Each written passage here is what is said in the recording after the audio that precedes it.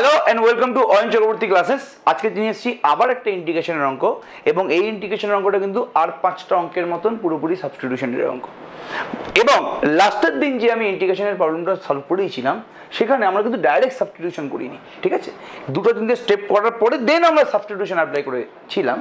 আজকেও ঠিক এরকম টাইপের একটা অঙ্ক নিয়ে এসেছি, যেটা তোমার হয়তো দেখে মনে হবে না সাবস্টিটিউশনের অঙ্ক। আর ইন্টিগ্রেশনের অঙ্ক যত বেশি প্র্যাকটিস করবে তত তুমি বুঝতে পারবে যে সেই অঙ্কটা সলভ হবে কীভাবে।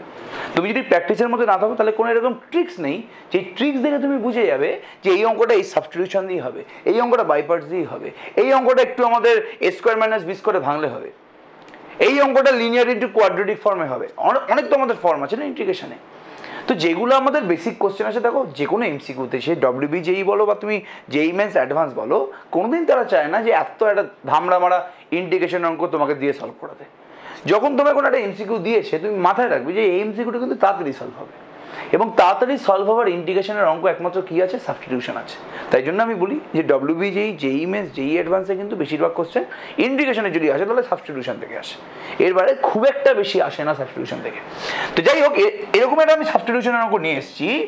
দেখে এটা বোঝা যাবে না যে এটা সাবস্টিটিউশনেরই অঙ্ক, তাও আমি বোঝাবো যে কিভাবে আমি এই অঙ্কটা সাবস্টিটিউশন দিয়ে সলভ করতে পারি।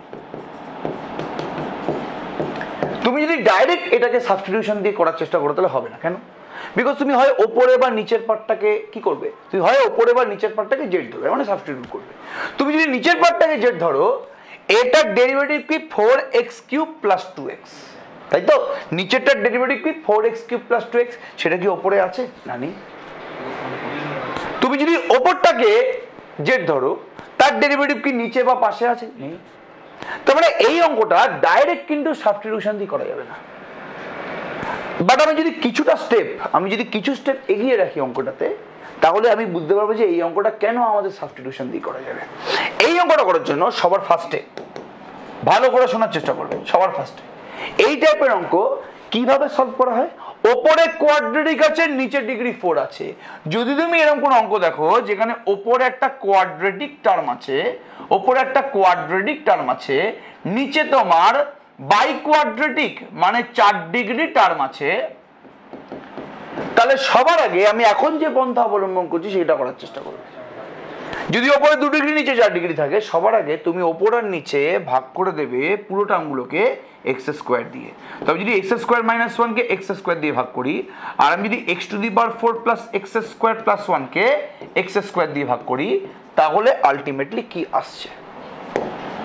আমি ডাইরেক্ট লিখছি এখানে x² কে x² দিয়ে ভাগ করলে 1, আর 1 কে x² দিয়ে ভাগ করলে 1/x² dx। x² দিয়ে পুরোটাকে ভাগ করলে কি হবে? x⁴ কে x² দিয়ে ভাগ করলে হবে তো x², x² কে x² দিয়ে ভাগ করলে তোমার 1টা পরে লিখছি, আর 1 কে x² দিয়ে ভাগ করলে 1/x², তাই তো? ওকে, আচ্ছা। এবার তোমরা বলবে এখানেও তুমি কি সাবস্টিটিউশন করতে পারো? কেন? এখন কি তোমার নিচেরটার ডেরিভেটিভ উপরে চলে এসেছে? আমি বলছি না, এখন কি আমার নিচের টার্মটার ডেরিভেটিভ উপরে চলে এসেছে, x² দিয়ে ভাগ করে নিলাম। আমি কি তোমাদের আশা দিয়েছিলাম যে আমি একটা দুটো স্টেপ করবো, তারপর তুমি দেখতে পাবে যে তুমি সাবস্টিটিউশনের জায়গায় চলে এসেছে। এখনো পর্যন্ত আসতে পারিনি। x² দিয়ে ভাগ করার পরও নিচেরটাকে আমি যদি জেড ধরি, তার ডেরিভেটিভ উপরে আসছে না। তাহলে কি আরেকটা স্টেপ করতে হবে? ভালো করে দেখো। এই যে ডিনোমিনেটর মানে নিচে যে আমাদের টার্মটা আছে, সেই টার্মটার উপরে একটু ফোকাস করার চেষ্টা করো। নিচে a² + b² আছে তো, x² + 1/² আছে। a² + b² এর ফর্মুলা কি? a + b² - 2ab, মানে 2 × x × 1/x + 1, ঠিক আছে? তাহলে আলটিমেটলি কি দাঁড়াচ্ছে এটা বাবা? 1 - 1/x² dx। নিচেরটা কি হচ্ছে? x + 1/x তার হোল স্কয়ার। x কেটে গেল, -2 + 1 মানে কি বাবু? -1, ঠিক আছে? ওকে, তাহলে এবার একটু অবজার্ভ করার চেষ্টা করো যে ওপরে 1 - 1/x² আছে, এটাকে হাত দেওয়ার দরকার নেই। নিচে ব্র্যাকেটের ভেতরে x + 1/x আছে। কি যদি একটু ভালো ডেরিভেটিভ জানে সে বলে দেবে যে x + 1/x এর ডেরিভেটিভটাই হচ্ছে এটা। x কে ডেরিভেটিভ করলে 1, আর 1/x কে ডেরিভেটিভ করলে -1/x²।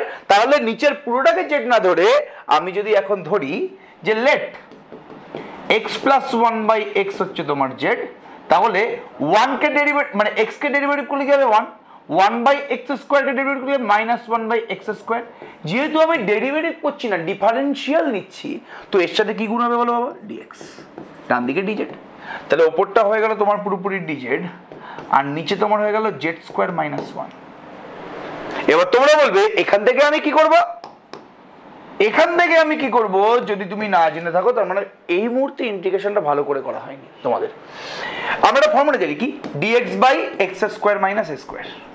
dx/x² - a² ফর্মুলা কি? 1/2a log x - a/x + a plus constant. dx/x² - a² মানে কি? 1/2a log x - a/x + a plus constant. এখানেও সেম ফর্মুলা অ্যাপ্লাই করব। এখানে a মানে কি? এখানে a মানে তোমার 1, তাহলে 1/2a মানে 1/2 × 1 log z - 1/z + 1 plus constant. 1/2a log z - 1/z + 1 plus constant. আবার z মানে কি? z মানে হচ্ছে তোমার x + 1/x, তাই তো? তাহলে বসিয়ে দাও, x + 1/x - 1/x + 1/x plus 1 plus c। তাহলে আলটিমেটলি কি দাঁড়াচ্ছে? এটা 1/2 log x * x করলে x², তুমি এখানে যোগ করে দাও না পুরোপুরি, এটা চলে আসবে x² - x + 1 x² + x + 1। উপর নিচে না x টা কেটে যাবে, এটা হচ্ছে আমার অ্যান্সার। এবার দেখো এই অ্যান্সারটা কার সাথে মিলছে? 1/2 log x² - x + 1 x² + x + 1 কার সাথে মিলছে এটা বাবা? দেখো কোন অপশনটার সাথে মিলছে? 1/2 বাইরে আছে, তার মানে এই অপশনটা তো হবে না। log উপরে আছে মাইনাস, নিচে আছে প্লাস, তাহলে 1/2 log x² - x + 1 x² + x + 1, তাই তো? এখানে আমি দেখতে পাচ্ছি যে বি আর ডি অপশনটা এখানে একই দেওয়া হয়ে গেছে।